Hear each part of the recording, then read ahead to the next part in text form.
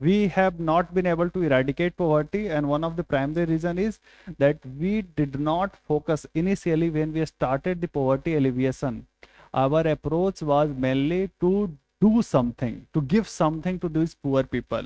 We did not believe in the approach of empowering these poor people so that they can generate wealth on their own.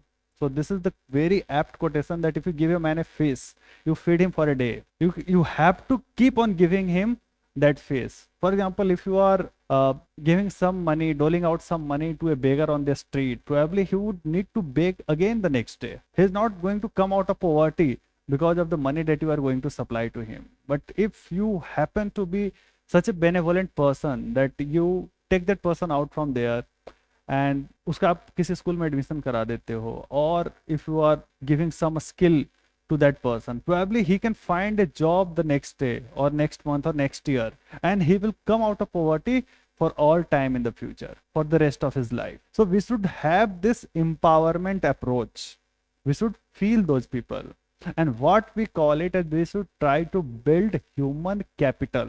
Okay, so this is whole bunch of human resource that we have. So now we shall look at this aspect of human resource briefly. Now, can you tell me whether it would be apt to call these people as human resource? So they might be called a resource. They are human beings, so they are resource, but probably they are draining the resources more than actually creating wealth. They are definitely not creating wealth for the country. So they can be called resource, but not capital. So do you remember the definition of capital that we had studied earlier? Things which help to create wealth. These are the final goods. These are the category of final goods, and a few final goods are used in the production of other goods. Okay, so these are the goods which in turn generate wealth. So these are physical capital. When I am saying human capital, so these are the humans which are generating wealth for the society or the nation. Okay,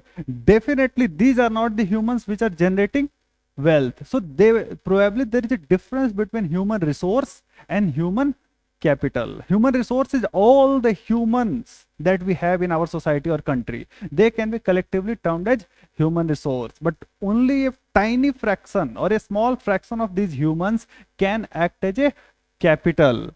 So they would be called as human capital. Physical capital are tangible assets and resources used in the production of goods and services. Goods and services are ultimately the wealth. You can also write it as a wealth. And when people act as an asset that contribute to the economic value of an organization or society, they are called human capital. So yes, human resource is a bigger pool. Okay, but not all resources are capable of generating wealth. This is the meaning that they have. Human resource is a larger term. Human capital is a subset of human resource. Okay, now the question is, if I have to convert human resource into human capital, what do I need to do? How can the human resource that we have, so how are we going to convert human resource into human capital? How are we going to make someone employable?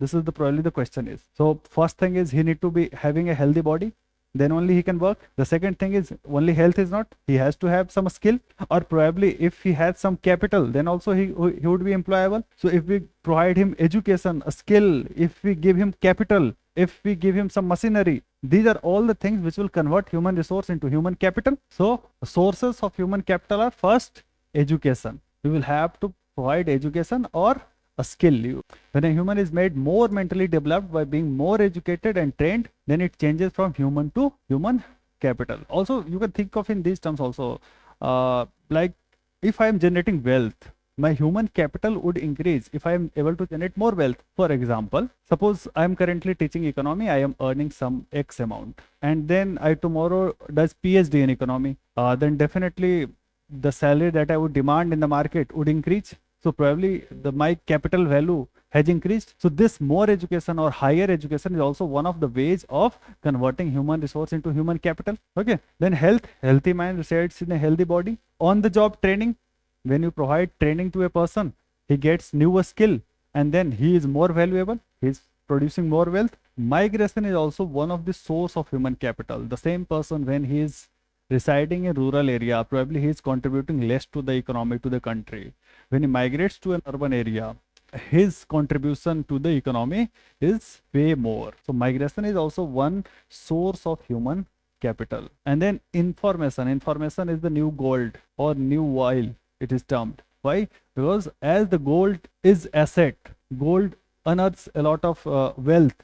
So is information these days. If a person gets information that I have a job in that state, he can migrate based on that. So when any question comes that which of these following factors can generate more human capital, always think whether this factor can lead to more income for a person. If answer is yes, that is one way of human generation of human capital, that is source of human capital. There can be variety of such factor. Few examples I have given. These are the examples which have been given in the NCERT. I have taken from there only. Whenever you write an answer, these 2 points must come. Health and education. Any doubt?